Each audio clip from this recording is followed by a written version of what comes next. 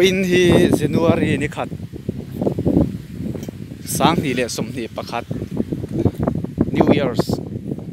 kum thar ni ania tuna hian Tarmita Khawtlir kan kalme ka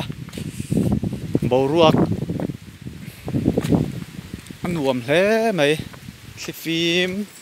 thaw heuh hewa tuna hian kan kalme ka Tarmita Khawtlir kan ti hi ma sa mizo sapin Shakespeare anti khani om takani so tilaya sonin a Khawtlir oma hai tuna hian kan kalme kani he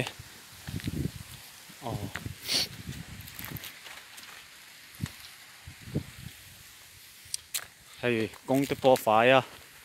an mom khop mai so tilai sonin te oma so mom khop mai khot hoina azau tha hian dang zat sẽ thấy lâu nè đã riết lại xóm phát riết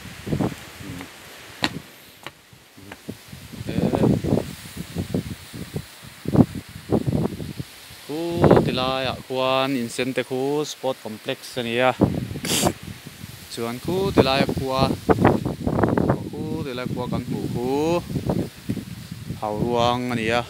khu thì là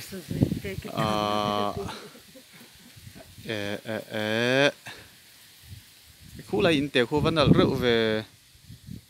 khu hết thì lại mi dọc he cái thì lại tăng căn hộ he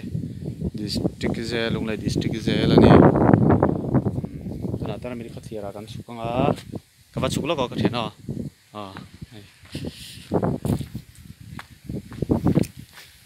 tao mình có thể là hiền căn súc đó nè tao là hiền mày hay là phải lạc vào lắm cho nên sáng thảo luận tụng cái này hay không thì lại không hay lại tất khi Tarmita Khawtlir kan tin lại tất cho nên lại tàu lọt thì hay lại cùng lại tất khi Tarmita Khawtlir cho nên ram te po alang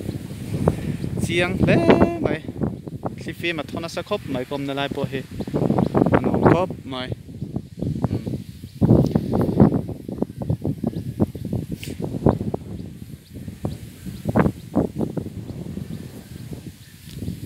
khó khởi nuam boruak phim thô về là nuam boka sáng đi lệ som đi cần mắt liệp ta cả khan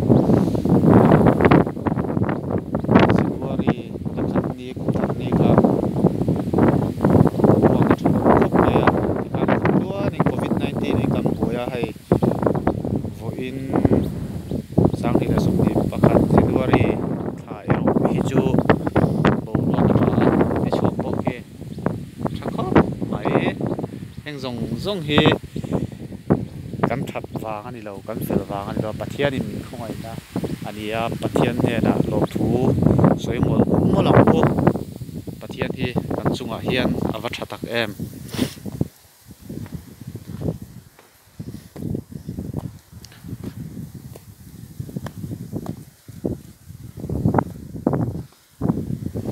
sầu lẹ toán tôi nói chuan